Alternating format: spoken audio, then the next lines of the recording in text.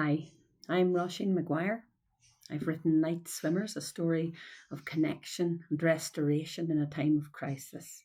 And it occurs to me even now as we sit here in the middle of all that's going on in the world that never has that discussion been more relevant. How we can and must find ways to celebrate difference, to make connections between disparate groups of people, and to find a way forward in joy. I live on the lovely east coast of Northern Ireland. You can see the sea behind me there where I swim every single day. Ice or snow, rain or sun. And here's a short extract from Night Swimmers now. It's a time in the book when Grace, who is a curmudgeonly 50-year-old, starts to make a connection with a little deaf boy who's moved in nearby for the duration of the pandemic. There was a small rock all tumbled with seaweed, half buried in the coarse sand, and the receding tide had carved a pool around it on one side. The boy was on his knees here, poking in.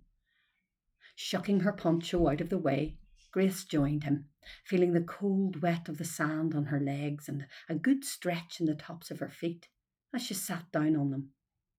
His little finger was hoking around in the pool like a terrible worm, pulling up weed, pushing in behind, looking for something, and he'd forgotten her completely, and she was happy with that.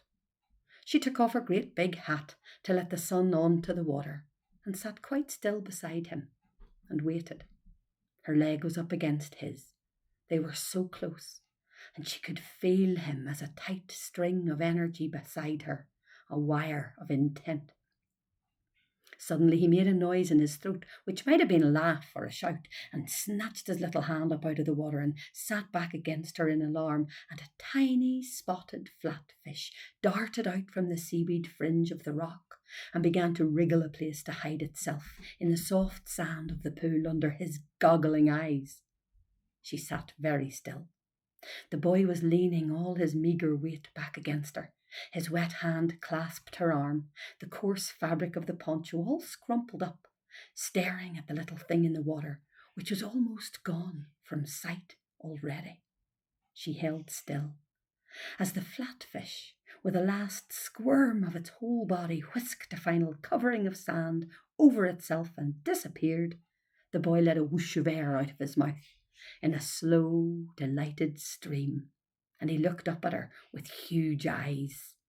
She nodded back. Yes, she'd seen it. Yes, it was amazing altogether. And she felt her mouth curve in a smile at his astonishment. They looked in stillness at the water, flat and empty now, until she felt the boy relax. He loosened his grip on her arm and bent forwards, trying to see the place where the little creature hid. She leaned over to the pool and peered at the tiny place where the gills fluttered to minuscule lines of movement. And she felt the boy's breath on her face, warm. Pushing her fingers carefully into the sand, she winkled out the little fish before it could escape and lifted it gently from the water, keeping it away from the boy, moving it slowly, letting the grains stream from its pretty back until it sat exposed on the pale circle of her palm. She watched him. The boy leaned back a bit, but his eyes were fixed on her hand and his fingers still clasped her arm tight, tight. The fish was juddering now, trying to flip itself over the edge of her hand, trying to find the sea. So she had to curl her hand round it to keep it from escaping.